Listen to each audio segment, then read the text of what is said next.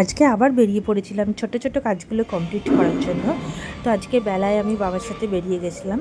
তো এখানে আমরা সবার ফার্স্টে লিফটে করে নিচে নামছি, নেমে আমরা গ্রাউন্ড ফ্লোরে নেমে ওখান থেকে টোটো নিয়ে নিয়েছিলাম।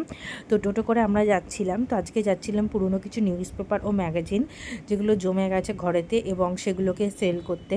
তো আমাদের এখানে একটা দোকান আছে, যে দোকানটা পুরনো খবরের কাগজ আর ম্যাগাজিন নিয়ে নেয় আর বিক্রি করা যায় যে দোকানটাতে। তো ওখানে সমস্ত কিছুই বিক্রি করা যায়, কার্ডবোর্ড, অ্যামাজন, ফ্লিপকার্টে যে বাক্সগুলো আছে ওগুলোও তোমরা দিতে পারো। তো এই হচ্ছে খবরের কাগজের বস্তাটা। তো এটা এই দোকানটাতে সেল করা হয়। এখানে বাবা খবরের কাগজগুলো নিয়ে নিয়েছে আর বাবাকে থলিটা ফেরত দিয়ে দিয়েছে। তারপরে ওখান থেকে আমরা চলে গেছিলাম টেলারের কাছে। তো এখানে বাবা কিছু ট্রাউজার ঘরে পরার জন্য সেগুলো বানাতে দিয়েছিল।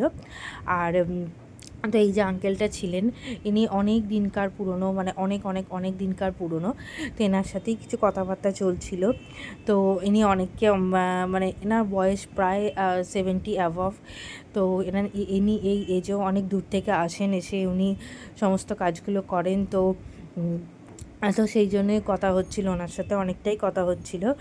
তো এখানে দেখা যায় ইনি রাস্তার ওপরেই এভাবে বসেন, এনার কোনো দোকানও নেই আর ইনি এভাবেই মানে চালান। তো আমরা বড় বড় টেলারিং শপে না গিয়ে আমরা এই ছোটোখাটো জায়গাগুলো থেকে করাতেই পারি।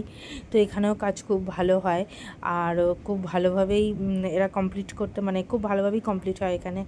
আর এনাদেরও খুব ভালো হেল্প হয়ে যায়, আমাদেরও খুব ভালো হেল্প হয়ে যায়। বড় বড় জায়গায় অনেক টাইম নেয় করতে। তো এখানে আমরা অনেক গল্প করছিলাম, অনেকটাই গল্প হয়ে যাচ্ছিল। তারপর ওখান থেকে আমরা চলে গেছিলাম একটা বাসনের দোকানে।